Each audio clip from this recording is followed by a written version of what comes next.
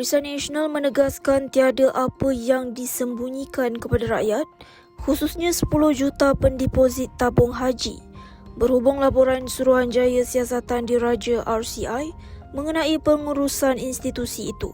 Setiausaha Agung BN Datuk Seri Dr. Zamri Abdul Kadir berkata, laporan RCI yang sudah diklasifikasikan telah dibentangkan secara terbuka dan dibahaskan di Parlimen.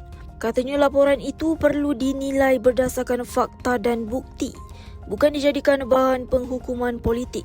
Menurut Zamri, RCI berkenaan hanya memfokuskan pengurusan tabung haji bagi tempoh 2014 hingga 2020. Justru BN berpandangan penelitian perlu diperluaskan kepada tempoh selepas 2020, termasuk perkembangan dan keputusan berkaitan urus harta jemaah sendirian Berhad sejak penubuhannya hingga kini.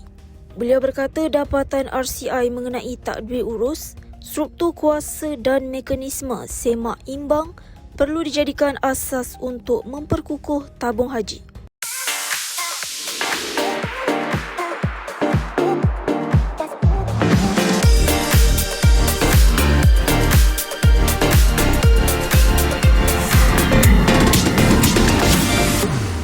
Adakah anda penjawat awam? Perlukan bantuan kewangan? Tak perlu pening lagi. Angkatan Jati Diri, institusi kewangan yang diiktiraf kerajaan, sedia membantu anda. Proses mudah, kelulusan pantas. Bantuan kewangan dalam masa singkat. Nak tahu lebih lanjut? Mudah saja scan QR code di skrin sekarang. Tertakluk kepada terma dan syarat.